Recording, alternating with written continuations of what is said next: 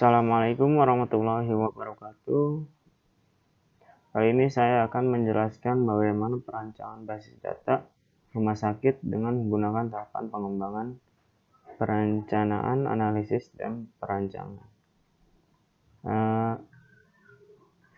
Ini saya nyusun. Pertama, pendahuluan. Saat ini penggunaan teknologi informasi tidak dapat dipisahkan lagi dari segala aspek dalam kehidupan sehari-hari. Sebab itu penggunaan teknologi informasi dapat membuat berbagai kegiatan menjadi lebih mudah, cepat, dan tepat, serta mengurangi kesalahan yang dilakukan oleh manusia. Penerapan suatu teknologi informasi sangat erat kaitannya dengan aplikasi. Suatu aplikasi pasti memiliki hubungan yang sangat erat dengan basis data.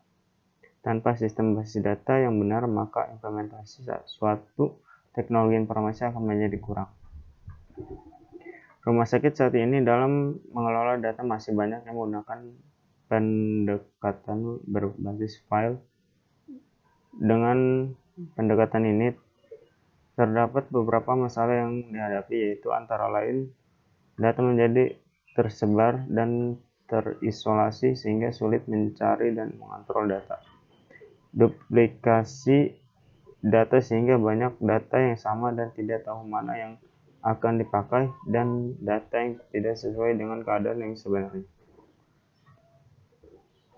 Ini untuk mengatasi masalahnya, maka diperlukan suatu perancangan sistem basis data agar dapat meningkatkan pelayanan rumah sakit. Perancangan konseptual. Dalam tahapan ini dihasilkan satu model data konseptual lokal saja. Adapun langkah-langkah yang dilakukan dalam perancangan basis data konseptual adalah mengidentifikasi tipe entiti, mengidentifikasi tipe relasi, dan mengidentifikasi dan mengasosiasi atribut dengan entiti atau tipe relasi. Ini tabel entitas basis data rumah sakitnya.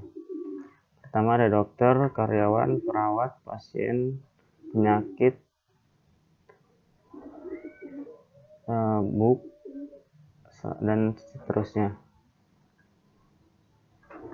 Bisa dilihat dari sini atribut entitasnya: KD dokter, nama dokter, alamat dokter, telepon rumah, dan sebagainya. Dan untuk keterangannya berisi data tentang dokter, entitasnya atau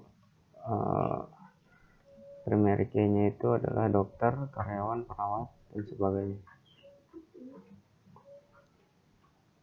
Dari tahap perancangan basis data konseptual ini dihasilkan sebuah model data konseptual yang benar-benar mewakili view. Adapun model data konseptual yang dihasilkan adalah seperti yang terlihat pada IRD di bawah ini. Pertama ada karyawan, yang keduanya perawat, dokter, periksa, penyakit, rawat inap, bayar, pasien, dan pembukuan. Perancangan basis data konseptual. Dari IRD gambar di atas terlihat setiap entitas akan memiliki hubungan dengan entitas lainnya. Misalnya entitas pasien memiliki hubungan dengan entitas pembukaan, periksa, rawat inap, dan terbayar. Kemudian entitas karyawan memiliki hubungan dengan entitas terbook dan terbayar. Hubungan yang terjadi antara entitas tersebut biasanya adalah hubungan satu ke banyak. Satu istilah asingnya adalah one to many. Contohnya, satu pasien dapat melakukan transaksi booking lebih dari satu kali. Satu dokter dapat melakukan pemeriksaan pasien lebih dari satu kali pada transaksi rawat inap. Perancangan logikal. Pada akhir tahapan ini dihasilkan satu model data logikal. Adapun langkah-langkah yang dilakukan dalam merancang basis data logikal yaitu menurunkan tabel untuk model data logikal, memvalidasi tabel menggunakan normalisasi, memvalidasi tabel terhadap transaksi pengguna, memeriksa batasan integritas, serta mereview model data lokal dengan pengguna. Proses normalisasi. Seluruh tabel yang dihasilkan pada angka sebelumnya seharusnya telah berada dalam 3NF. Namun jika terdapat tabel yang belum 3NF, maka tabel tersebut perlu dinormalisasi. Contohnya karyawan, NIP, nama karyawan, alamat karyawan, KD kota, handphone, dan sebagainya. Adapun model atau logikal yang dihasilkan adalah seperti yang terlihat pada IRD.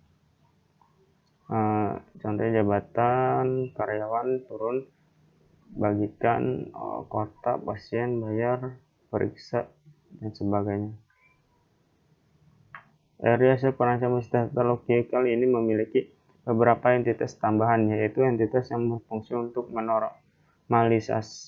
menormalkan hasil dari perancangan basis data konseptual.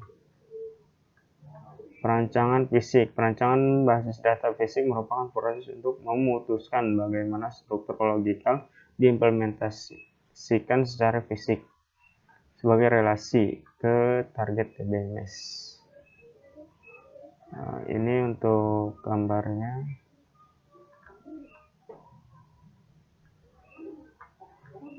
Selanjutnya ada pengembangan. Ini untuk pengembangan di Star UML-nya bisa dilihat. Saya kira cukup sekian. Kurang lebihnya mohon maaf. Wassalamualaikum warahmatullahi wabarakatuh.